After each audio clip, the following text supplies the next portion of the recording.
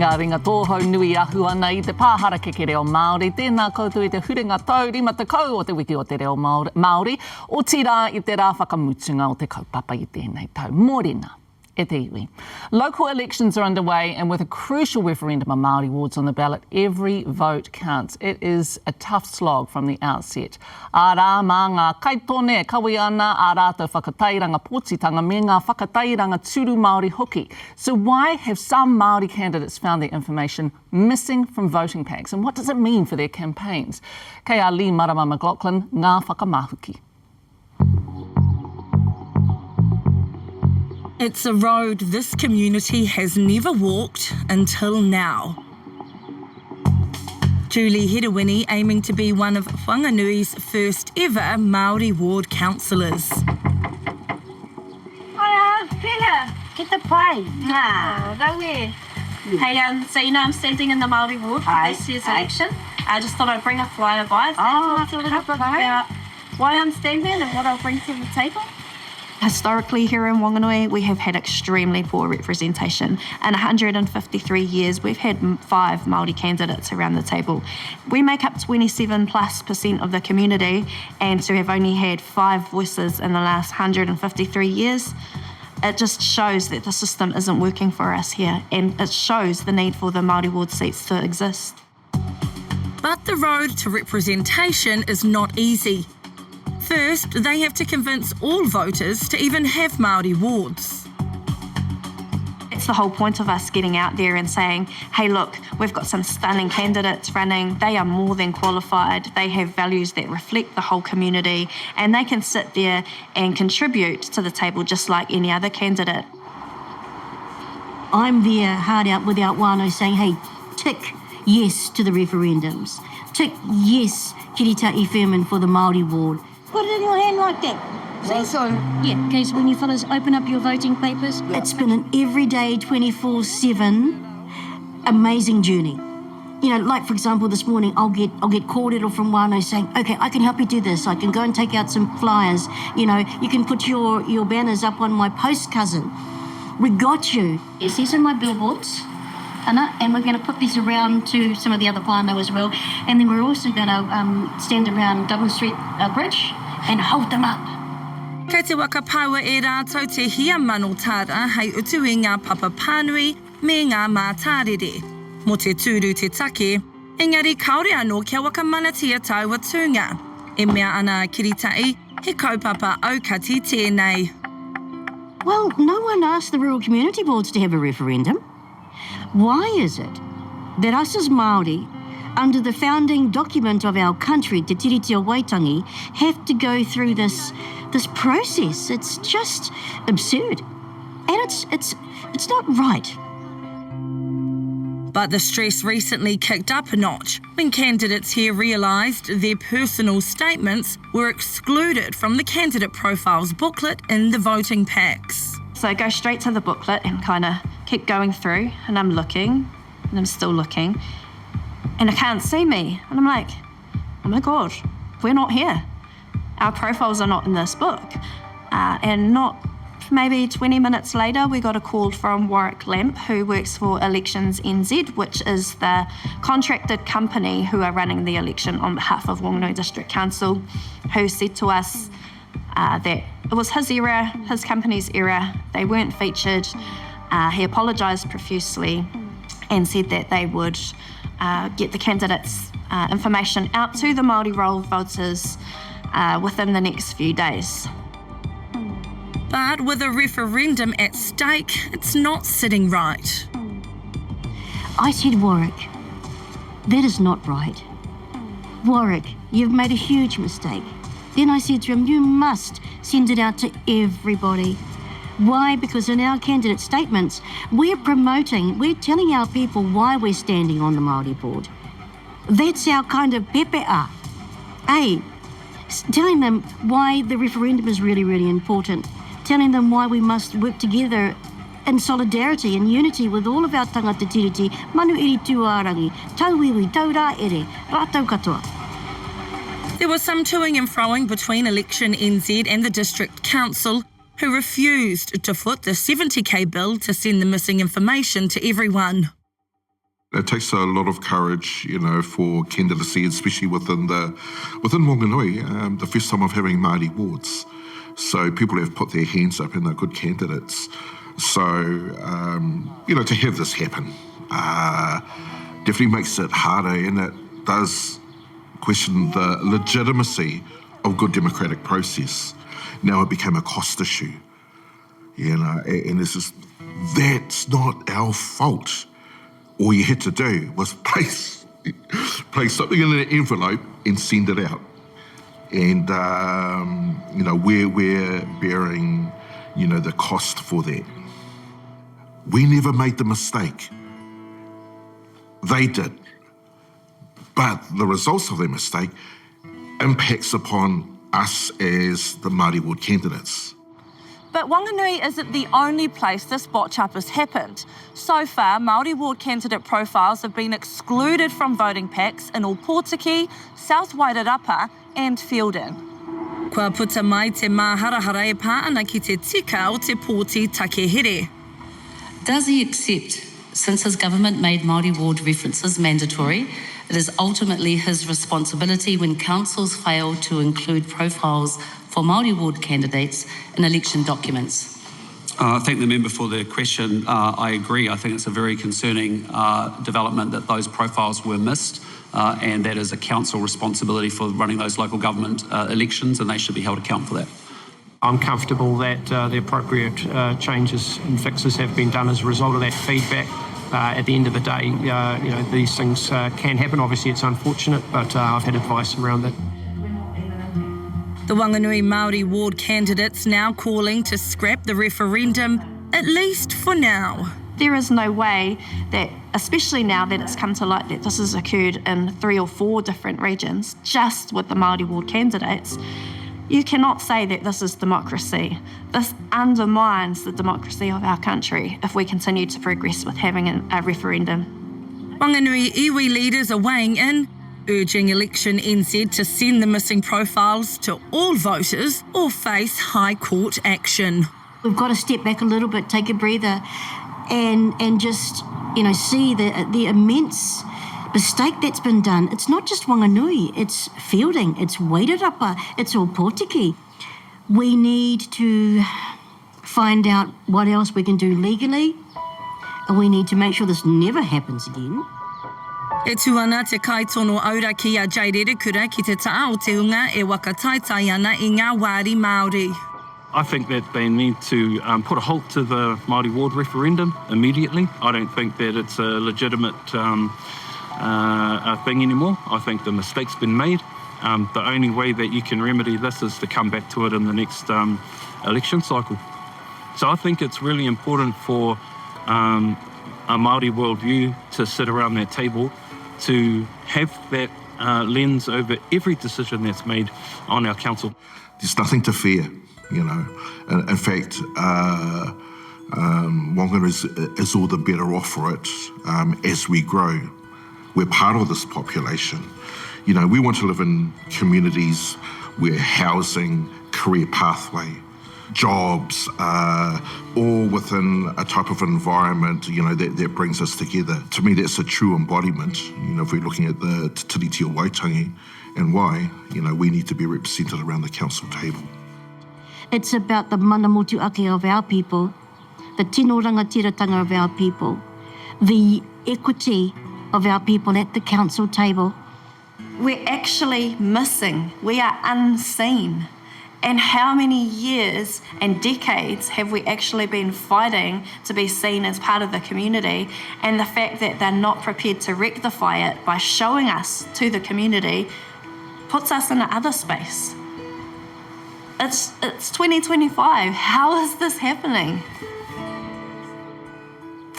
Kātia haere, tonu ana ngā toto he. Whanganui Whanau have organised a march in the city for Māori wards next Saturday, and iwi leaders are poised to take further action. We'll follow the story as it unfolds. E whai ake nei mo iri ana, te whakiti wāhine me te kaikiri. Why is it so tough for wāhine Māori in politics? Me pēhea te whakatika.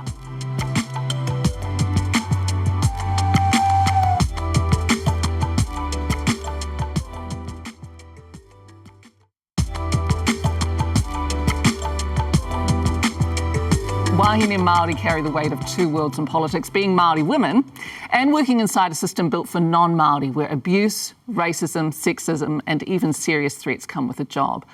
Despite the heavy emotional and cultural burden our wāhine persist, aka tūmaro tonu I runga I ngā kaunihera, I roto I te pāremata, me ngā wāhi whakatau kaupapa. Engari, he aha te hua, he aha te utu.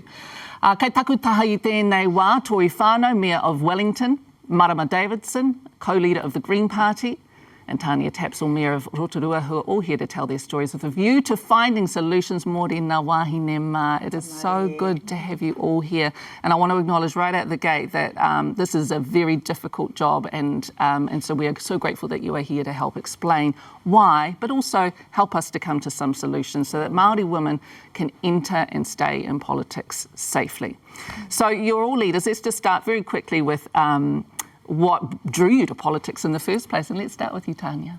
You know what excites me is it was actually a hikoi way back for the foreshore and seabed, and now that we've seen a revitalisation, protests at time, but also people just standing up for not only Te Ao Māori but the future of our country. It was that foreshore and seabed hikoi many years ago. I was 11 years old, went with my dad, and I've got to admit, when I went to the hikois just recently regarding Te Tiriti or Waitangi, I was just so excited because I thought, oh man, there's next generation of leaders coming from this. So that was my start. Oh, ka pai, Marama. There was a lack of Wāhine Māori voices and representation in political commentary, whether it was radio, newspaper, definitely television. You know, the weekend morning programs featured a whole lot of men, and not even Māori men talking about politics, and none of them understood the impact on Māori communities and on Wāhine Māori and our whānau and communities. So a group of us realised, we need to create that voice ourselves, and we collectively started putting out our own voice, getting invited on to be the political commentators, and that was my start, is to uplift a Wāhine Māori voice grounded in our Māori communities. Ka pai, Toy. It was actually my koro, Rongotu Pātia Kahu Kurunui. He was an activist from back in the day, used to protest on the steps of Parliament. That's actually how I connected to the Green Party, because it was Nandor who came out and, shook his hand. And then eventually I started working for the Greens and got to have people like Marama and Matiria Ture as my, idols, and they, seeing how strong they were and the way that they fought for policies that do good for people and the planet was inspiring to me. So I guess it's because of Marama that I'm here. So the three of you, all powerful wāhine, and you've all made a difference in your various ways. What has surprised you most about being in this world, Marama? That our authentic voice, when we are who we are as Wāhine Māori, can resonate with some very unlikely spaces. And we know that our authentic voice resonates with our whānau, but being in a room for a funding event and actually realising that being the most me that I can be is resonating with really wealthy Pākehā, sometimes that can be really surprising, or that when we are able to take our collective, I suppose, our values of manaaki for people and planet into communities who would never have even understood what we stand for as Māori, and they're going, is that all it is? That's an awesome relief and surprise always. Yeah. And what about the other side of the coin, Tory? When, yes, resonance is good, but on the other side of the coin, this being Māori can be triggering for others. Yeah, well, I think, spending time at Parliament and working for people like Marama and Matiria, I did have my eyes open as to how much more difficult it would be for Wāhine Māori in these leadership roles. When I became the mayor, however, I didn't realise just how quickly it would descend into negativity, misogyny, racism. So that was quite a surprise to me, just the level that it came to. But that's the state of politics at the moment, not only here in Aotearoa, but all over the world. So, I want to take that experience and, figure out ways for our next generation of leaders, how do we make it less harmful? We've got a clip, actually, that speaks to this. Let's have a look at that now. High-profile Māori women were found to be among the primary targets, including Labour's Nanaia Mahuta, who's been called a maniac Māori, barcoded pig, and a whale of a wahine on social media. It doesn't surprise me because I am a Māori woman who has absolutely been targeted more and held to a whole different level of judgment. It's been a challenging couple of years, and it's actually been really hard for my family to see some of those comments online as well.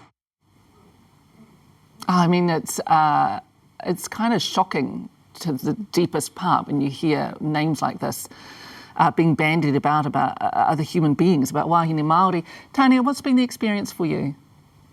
It has been incredibly challenging at times when it's our own communities, our own people that are targeting us the most. I'm not sure why they think that would be proactive at all. I was really inspired actually recently by Te Ariki Nui Te Waihonoi Te Pō with her message of, you know, it's not always just about fighting and protest. There's also a time for unity, and I hope that that's what we all bring to our leadership roles now, because the advancement of social media has actually made it quite challenging. So I've received a number of threats of violence on there, 23 that required police intervention, and yeah, it's a society problem. But what we do find at times is when you don't see the representation, when you don't see the leadership of people in these roles that are Māori wahine, that are Māori that are wahine, it can be quite difficult for really good people in their communities who want to make a positive change to feel that this is a safe and welcoming environment. It's one of the reasons, one of the first things I did was to go to a lot of our kura in my community, and I love that those kids, when they think of the mayor, they think of a Māori wahine. So I just encourage anyone who's considering getting leadership spaces, it still is worth it. That is so good to hear, and I want to talk about that more in a moment, but because I am curious about the fact that all three of you have suffered extreme abuse and threats, online in particular. You all come from a diverse point of view too, we should also point that out, but it feels like we are losing the art of conversation and disagreement. Is that how you feel, Tory? Oh, yeah, absolutely. I think disagreements are fine. Critiquing each other's policies is fine, but it seems that people are just jumping straight to violence, political violence, online abuse, death threats. So we have lost the art of debate, and I just think, and again, not just here, worldwide, we're just in this really tough spot where we're yelling past each other, we're fighting, and, you know, it's going to take some real work into trying to unify all communities, because at the end of the day, I would like to think that all of us just want the best outcomes for our communities and this environment. So why are we fighting about it? Yeah, we should be able to disagree and remain whole. What has been the toll on you, Marama? I mean, you could say this role has been cancerous. Is that too soon? Sorry. Well, if it's the truth, it's the truth. Yeah. Oh, look, I guess I've been in politics, a co-leader for, I think, nearly 8 years, an MP for 10 years. The toll is actually personal. We can hold the mamae of a system which is politically violent to people and planet. We can hold that mamae inside of us. That's not always healthy, but the other toll is the neglect of our whānau. There just are, the realities are, and we will all be able to attest to this. We have to be truthful and say that there are trade-offs. My whānau hasn't always come first. I've got to be really straight up about that.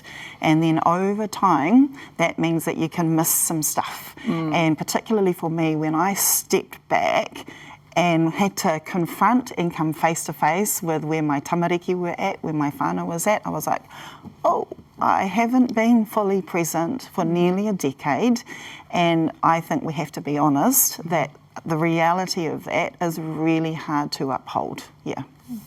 Let's pick this up again in just a moment. E haere ake nei, we discuss the solutions. How can we ensure, as we said earlier, Wāhine Māori are able to safely enter and stay in politics?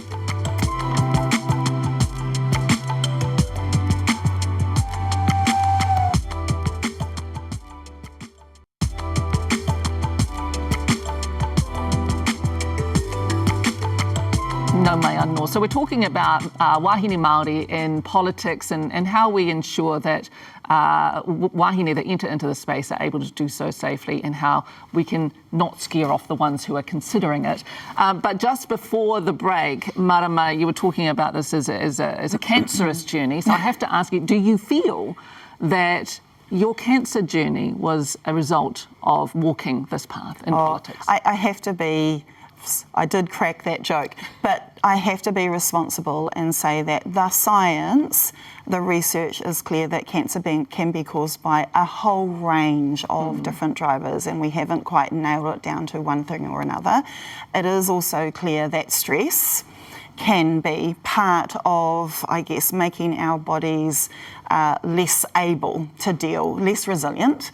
So yes, there is stress in leadership roles, but we also can't rule out that had I not been in politics, I may also still have, been diagnosed with a breast link, cancer. but not necessarily a direct line. And we just have to be careful about that, the facts of the issue. But the point here is that this job is really hard to put your well-being first. And we have to find a way, a model of politics, and I'm trying to do that right now with my collective support and my team, of actually being able to put our well-being first. And how do you do that? It's collective. That's how. We cannot leave the responsibility up to ourselves individually. It means that my team have to get me off precinct as many nights as possible. It means that my team have to keep a check on my diary and actually pull me up, say, Marama, you can't do that and that and that and that. It means that collectively we have to understand that each of us, whoever we are, can go down at some point, and that's okay because we're ready to step in and hold cover. So it's collective, and yes, there are things that I can take responsibility for and be more grounded and disciplined, but really the well-being of us as individuals depends on our collective support networks as well. Because I can imagine some people watching this and saying, well, if you can't handle the heat, get out of the kitchen. Politics is cut and thrust. What would you say to those sorts of whakaaro? I think we can be very good in the kitchen and very good in Parliament. No, it is really interesting, and I really admire what Marama has shared. But I think it's also made my navigating these challenging spaces a lot easier because people like Marama share this. And so, interestingly, some of my biggest supporters have also been older men because they were the ones who held these roles previously. And I've got former mayors, I've got former leaders who tell me about those difficulties juggling family life, who say, I wish if I spent more time at home as well. You need to have a balance. And so I think somewhere along the journey, as we learn, let's make sure that we're sharing those learnings with others, because at the end of the day, we all just want a better community, we want a better country, and we also want to be happy. And I think the well-being part is very challenging when you're a leader. Especially when you're a new mum. Exactly, and a new mum. I've got a gorgeous little 2-year-old, and that was definitely something that we juggle alongside my fantastic husband. But, I think in terms of the well-being, we're in these roles because we want the world to be a better place, but we're in these roles because we love helping others. And to be fair, probably a lot of us have not been great at helping ourselves and looking after ourselves, but we do need a team around us. Absolutely. So what do you want wāhine Māori who are considering coming into politics, what do you want them to know, Tory? I think at the moment, because it is quite volatile at the moment, just to keep your eyes open, be very aware of what it's like, but you have to stand, you have to get involved because representation is everything. I think us being here and sharing those experiences is actually really helpful because it makes people aware of the level of online violence that we are subjected to. I'm also, using my time to mentor young Rangatahi Māori, Wāhine Māori to get into politics as well, but also showing them that there are different ways to lead. If I'd been elected as mayor again, I think actually the bad behaviour, the online abuse would have escalated. So I've chosen a different role to go for that is for my well-being, but it's safer, serving iwi. I mean, that's amazing. So I'm trying to show young leaders, being the mayor right now isn't the only role. We can lead in many ways. And I think as a community, there are short-term, long-term solutions to help this issue. And I know that we're all going to play our part in finding those solutions. Yeah, absolutely. Marama, your advice to wāhine Māori coming in? Be very aware that all parts of you are going to be weaponised. And so that is why the support network, your whānau, your community, your organisation, your political party is really important. That you come into, because it's actually getting worse, and I fear it's going to get worse next year. General election. I don't think it's going to be nicer and politer. It's not. So what that means is be really aware, Wāhine Māori, that everything you are is going to be weaponised. Any little secret is going to be, someone is going to pay someone a lot of money to rip your private life inside out. Even rumours, you know, exactly. stuff. Be aware and have your support network who can help you navigate those tricky times, because it is supposed to isolate you. That's where your collective support comes in. And we need you. That's the thing. We need Wāhine Māori in this space. So these wāhine here are here to tautoko any Wāhine Māori who are considering this, right? 100%. And I know, because you guys have talked about your sisterhood, all three of you, across the political aisle, particularly, you know, with the right and the left side, that it's been so important for all of you to have that. So we appreciate you all being here. Thank you so much for all the mahi that you do for our whānau, for our iwi. We so value your contribution to politics. Ngā mihi nui kia koutou. Kia ora. Well, a million years ago, when I was a teen, I competed in Ngā Manu Kōrero. It's one of the most exciting events on the Māori calendar for Rangatahi. Hei aha, hei tū ki te kauhau me te puta o te ihi me te wana, and you get to express it all alongside dozens of others from across the motu. Kei te whakanui a te tau ono te kau o te whakataitai o Ngā Manu Kōrero I tēnei wiki, e tika ana pia ki te whakakapi ake I te wiki o te reo Māori. Here are this year's winners and their powerful words. Hei kōnā. First overall in the Junior English, Tory Carol section, comes from Te Tai Tokerau, Te Rangiani Waniwa, Tau Ariki Hemara Daniels. Raue, kua ea ngā mahi, ka tae te whakanoa. Mihi ana ki oku kaiako, nā rātou I hāpai I ahau, e paparā, kamatu, tōku māma, koia taku tino. Māori mā, we are the movers and the shakers of this land, not by popularity, not by title, but by intention. The first to arrive and the last to leave. This is Hawaii, the last frontier, the motherland of protest, the home of the brave, the final boss. It's not about where we are, it's about who we are. I am, you are, we can become our greatest Hawaii. Tēnā tātou, you're welcome. Tuatahi, roto I tēnei wāhanga, no te rohe o te arawa. Te kura o te koutu, atareta meong. Kei te harikoa, kei te tiro harikoa na te wako mutu ngā parakati hiraene, ka tae te pakata. Ai. Ko te wero, o tira, ko taku tono ki a tātou. Mena, ki a tātou te reo. He hata tātou ki te whāngai I te mauri o te reo. He hata tātou e tutuki ai te kōrero, a tō tātou kuini. Kia tino rangatira tangatia, tō tātou reo. First overall and winner of the Korimako Trophy comes from Te Whanganui Ātara ki Otaki, Onslow College, Scott Picard. Just absolutely pumped, surreal, just shocked, I wasn't expecting me to come this far. Everyone in my life, my parents, my matua, my English teacher, everyone who supported me along this journey. They take our names, twist them, shorten them, mispronounce them. They take our whenua, carve it up, pollute it, sell it back to of interest. They ban our puka puka because our reo thrives on their white margins. Kia hai pērā ai. Te toa o tēnei wāhanga, hei te Hurinui Jones, no te rohe o Waikato, te whare kura o Kirikiriroa, te kahurangi teina kore tuaki.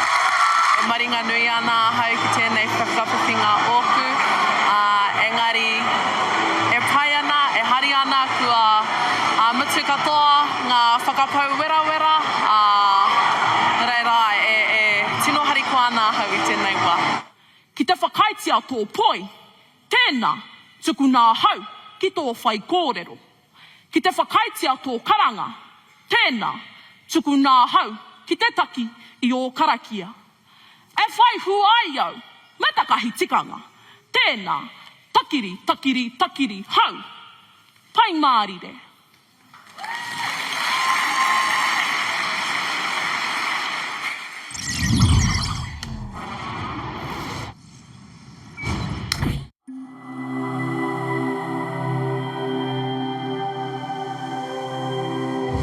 Ko te reo, te take.